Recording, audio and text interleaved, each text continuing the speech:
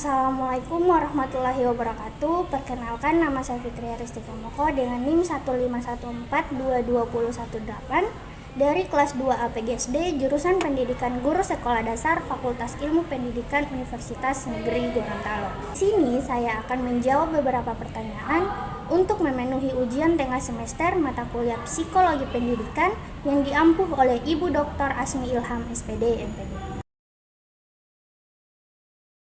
Menurut saya, manfaat mempelajari psikologi pendidikan yaitu dapat meningkatkan pemahaman terhadap perkembangan anak, mulai dari cara ia belajar dan lain sebagainya.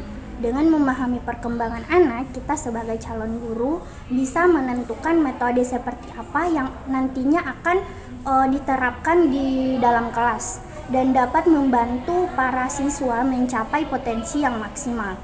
Dengan kata lain, kita sebagai calon pendidik dilatih untuk memilih strategi atau metode pembelajaran yang tepat bagi para siswa, karena mengingat setiap siswa memiliki keunikan dan karakteristik yang berbeda-beda. Ada banyak teori yang telah dikemukakan oleh para ahli tentang pembelajaran. Namun untuk memilih satu teori yang dapat dihubungkan dengan proses pembelajaran di sekolah, saya memilih teori konstruktivisme. Alasannya karena teori ini menyatakan bahwa pembelajaran ini terjadi melalui konstruksi pengetahuan baru oleh individu berdasarkan pengalaman-pengalaman sebelumnya. Individu akan aktif dalam membangun pengetahuan baru mereka, dan mereka mencoba untuk membuat makna dari pengalaman yang mereka alami. Konsep utama dalam teori ini adalah bahwa setiap individu memiliki pengalaman dan latar belakang yang unik, dan itu memengaruhi cara mereka memahami dan memperoleh pengetahuan baru. Jika teori ini dihubungkan dengan pendekatan pada proses pembelajaran, maka dalam pendekatan ini guru menjadi fasilitator yang membantu para siswa dalam membangun pemahaman mereka sendiri tentang konsep-konsep yang dipelajari.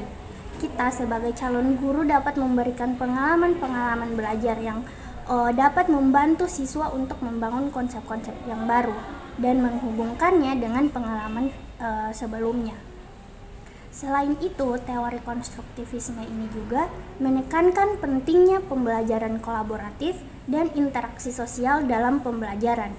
Siswa diajak untuk berinteraksi dengan teman sebaya dan belajar dari pengalaman-pengalaman mereka yang mereka alami bersama. Dan ini juga dapat mendorong siswa untuk membangun pengetahuan mereka sendiri dengan melihat berbagai sudut pandang dari teman sebayanya.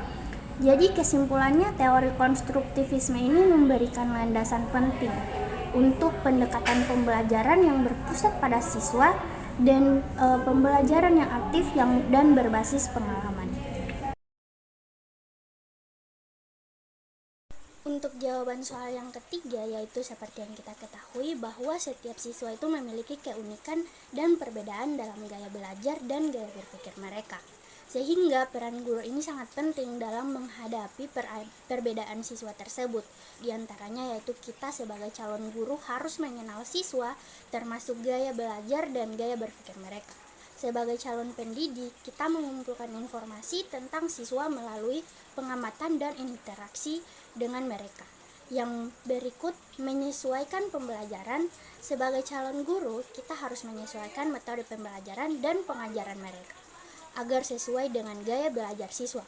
Misalnya, jika seorang siswa lebih suka mempelajari hal-hal melalui visualisasi, guru harus menyediakan bahan pembelajaran yang lebih banyak, berupa gambar, diagram, ataupun video. Motivasi belajar siswa SD yang rendah bisa disebabkan oleh beberapa hal seperti kurangnya minat atau ketertarikan terhadap pembelajaran tertentu, tidak adanya dukungan dari keluarga atau lingkungan sekitar untuk belajar, rasa bosan atau jenuh karena kurikulum yang monoton dan kurang menarik, dan tidak adanya tantangan atau kesulitan dalam pembelajaran sehingga siswa itu kurang merasa termotivasi. Jadi untuk meningkatkan motivasi belajar siswa, upaya yang dapat dilakukan yaitu dengan membuat pembelajaran lebih menarik dan lebih bervariasi dengan menggunakan media pembelajaran yang kreatif dan inovatif seperti video, gambar, dan audio. Kemudian memberikan tantangan atau tugas menantang sehingga siswa itu merasa tertantang untuk belajar. Pelajaran yang kreatif dan inovatif seperti video, gambar, dan audio memberikan penguatan positif dan penghargaan terhadap hasil belajar.